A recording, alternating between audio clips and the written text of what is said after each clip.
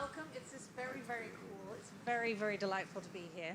And just before we get started, what I'd like to do is I'd like to get a sense of the group we've created. If you are a doctor in direct primary care, can you please raise your hand? Right? Okay, everybody look around. Now, if you're, and you can put your hands down. Excellent, good job. And if you are not a doctor, but you're working on the business of direct primary care, raise your hands. All right, so we have a sort of even mix, and then we have some people who aren't actually doing either, so that's interesting. All right, so the question is, maybe they're here for the purple lights. It's very cool, purple lights, first thing in the morning. All right, so the question we have here is to measure or not to measure. And, you know, I have an English accent, so I get to pull off the Shakespeare? Maybe, maybe not. All right. So I have a question that seems kind of obvious, but I think it's one of the hardest questions we have. And that is, we're doing direct primary care. Great! It's fabulous! Excellent speakers, wonderful. What's primary care? How do you define what we do? And I think that that is so difficult to do, it leads to a lot of downstream errors. And part of the reason we're in the hole we're in is because people underestimate primary care and they won't pay for something they don't perceive as valuable, right? So I'm very aware of what I need to know for primary care. I'm an internist and I have to retake my boards, and so I'm studying again. And these are the topics I have to learn, right? So this is for the people who aren't doctors. So it's a short list of everything. And it's a bit painful. It's a lot painful. And so then I got to thinking, well, how can we describe what it is we do? So I did an extremely unscientific thing, right? I randomly picked, it was a Monday afternoon, and went to one of my favorite practices, and I said, hey, I want you to tell me what diseases you treated today. And they're like, okay. So here they are. The first physician saw trigeminal neuralgia, then chest pain, it was actually angina, a new diagnosis of leukemia, somebody with elevated liver enzymes who had hepatitis B and fatty liver, trying to figure that out, thyroid nodules, anxiety, lumbar radiculopathy, remember that's a slipped disc going down your leg, okay, diabetes, and hypertension, our favorites. Second person, migraines, osteoporosis, shingles, memory loss, and anxiety. Are they anxious, so they've lost their memory? Is their memory loss making them anxious? Recent discharge from alcohol rehab, muscle pain, carpal tunnel syndrome, neuralgia paresthetica, which is like a numbness on the front of the thigh, a disability form, somebody really wants some opioids, pernicious anemia, which, by the way, for the docs was very cool. Their B12 was undetectable. I've never seen that before. Very cool. Anyway, malnourished with possible malabsorption, rectal bleeding, chest pain, radiating to the left arm, but the EKG looked okay, hyperhidrosis, depression, and then what we're probably known best for, hypertension, prediabetes, high cholesterol, and chronic back pain. Day in the life number 3, totally different, right? Rotator cuff and inflammatory arthropathy, those are things like lupus, rheumatoid arthritis, vitamin D deficiency, ataxia, trying to discover whether or not this person may have normal pressure hydrocephalus for the docs, which is basically like too much fluid on the brain. COPD exacerbation, hypothyroidism, weight loss, allergies, B12 deficiency again. This was a very busy day for Alzheimer's disease, some depressed people, there's another osteoporosis, and hypertension, high cholesterol, and diabetes. Right, so the question is, what do all these days have in common? Right? Yes, they have variety, but if you want to capture and define what primary care is, what do? Well, come on, what did they all do? Right, 50 measurements. We can measure primary care because we know you should control high blood pressure, right? And hey, listen, you should make your diabetics not have high blood sugars and make sure they don't have kidney disease. And so these metrics were born. But what's important about these measurements is what we do most often as physicians is not what we spend most of our time doing. In each of those days, the high blood pressure, diabetes, whatever, low back pain was a tiny fraction of what the day was made up of. And by definition, the day was incredibly varied, to your point, right? Now, it's not that I don't love these metrics, okay? So the thing we don't really address is the fact that most of us docs are pretty nerdy people, right? So when I got in private practice in 2002, we had an electronic medical record, which is actually way ahead of its time. And we've been doing quality metrics. Our electronic medical record is Practice Partner, and they have the Practice Partner Research Network, also called PPRNet. And they started in 1999 handing out floppy disks, remember those?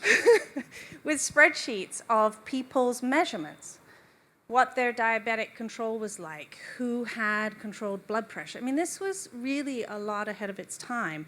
And we did this every quarter. We would get these complicated lists. They were a little clunky because it was, the 2000s. But we changed the workflow in our office, and we participated in research studies, how to screen for alcoholism, how to improve kidney disease. And it was population health at its best. And I have here this lovely graph as it went soaring upwards. And it was great. And I loved it. And then, oops, sorry, that's the wrong button. So that's not what happened. And then I realized there's a problem with this data. Sometimes you can lead a horse to water, but you cannot make it drink. So I would have patients that wouldn't actually do what I really kind of asked or begged or required or groveled for. And one of them was Angela, and I think Angela is delightful. She's a super, super lady. She's just 110 pounds overweight. She has bad diabetes, high blood pressure, elevated cholesterol, arthritis, and she drinks 6 cans of Coca-Cola a day, which is not ideal for a diabetic. It is not ideal. And I have tried to say to her, this is not ideal. I've tried being nice. I've tried being a little stern. I've tried guilt. Oh my God, I brought her daughter in and said, I'm really worried about your mum. She's really, really unhealthy, right?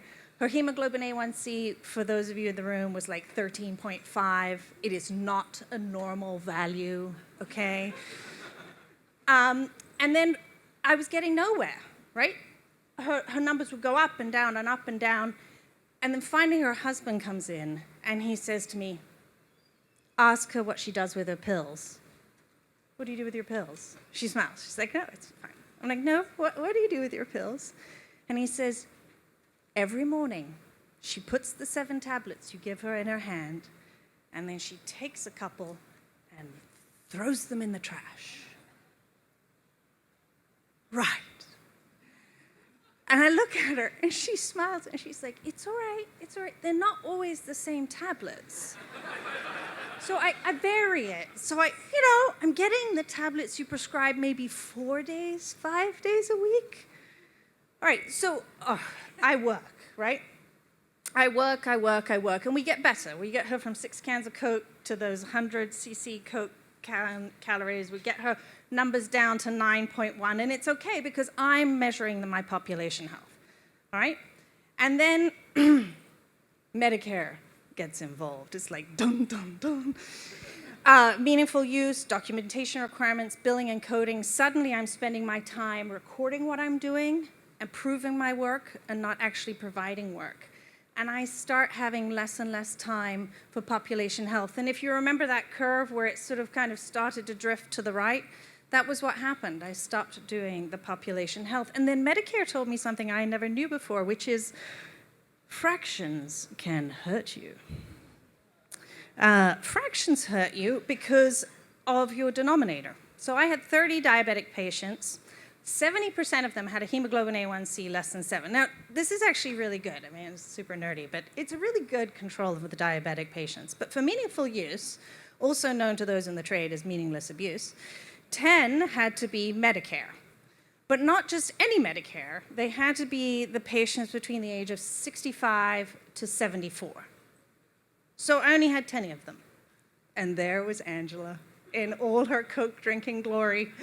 and 3 more patients who I'd had similar challenges with. And when you looked at my metrics, their hemoglobin A1C was like 10 or 12. I mean, it was awful. And Medicare could rightly look at my numbers and say, you are a terrible doctor, and you don't care about your patients. And I thought that Medicare could go for a long walk. And I switched. So I changed to direct primary care. I opened in 2016. We opened with 450 patients. We currently have 578. And we've changed how we work our practice, right? My staff don't sit and argue about a level 4 visit anymore. What they do is they call people up and they say, did you get your colonoscopy? Like, did you do this? Did you follow up? And we're focusing on population health. But there are some downsides to direct primary care, right? And one of them, nobody told me, was solo practice can be a little bit lonely. I've gone from this, all these people around me asking my nerdy questions, to this. And science has been marching on. And there are all these new insulins. And I'm thinking, what? Is that just the same stuff in a different bottle? Is it different? And I don't trust the drug reps. Do not, because they're all going to tell me it's the greatest thing since sliced bread, right? So part of the PPRNet Research Foundation has re-involved itself. And I should say, in full disclosure, I'm a member of the board. And I think that this organization is a really great thing for DPC docs. It's called the PPRNet Foundation now. It's a charitable organization, member-based, network of family medicine docs, pediatricians and internists focused on the science behind changing minds. And Erica was like, what about the science we can do? Changing care and changing lives, right?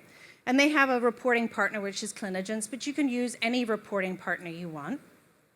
And so we went back, and here are our metrics. This is a tiny slide. It's a screenshot. I couldn't fix it any other way. But the important thing is it says 100% down the right, which is awesome, including the guy who has had a meningitis vaccine, and there's only one of them, so I'm 100%. And if he had refused, I would be a dreadful physician, right? The other things that are important for the PPRNet Foundation is, first of all, is what we talked about, improving preventative care. You know, we have something like 80% of our patients have had their Hep C screen. You know, it's the stuff in the background that you're not really thinking about, and it's a way to use the extra time to get that care delivered. When we started screening for alcoholism, there are like alcoholics everywhere, like everywhere. I'm like, really? Okay. And then I think it's also a great forum for DPC docs because it has, you know, an email chat room kind of thing where you can share questions and ask about difficult cases. You know, what do I do now? Hey, have you ever seen this before? And then, you know, for me, the LAMA, LABA, are they an asthmatic? Do they have COPD? Why does albuterol cost so much? Like some of the drugs that are out there and the drug combos is Andrea Wessel is a PhD pharmacist who you can sort of pay a monthly fee, get the model, it's like $25 a month, and you can call her anytime to get these scientific questions answered from somebody who is not financially gained to say, yes, doctor, I definitely think you should use this drug, right? And then finally, it's a great forum for scientific research. What happens if we, and in fact, we're having a conference for those of you who are interested, November 7th to 10th in Charleston, which, by the way, is lovely in November and not in August.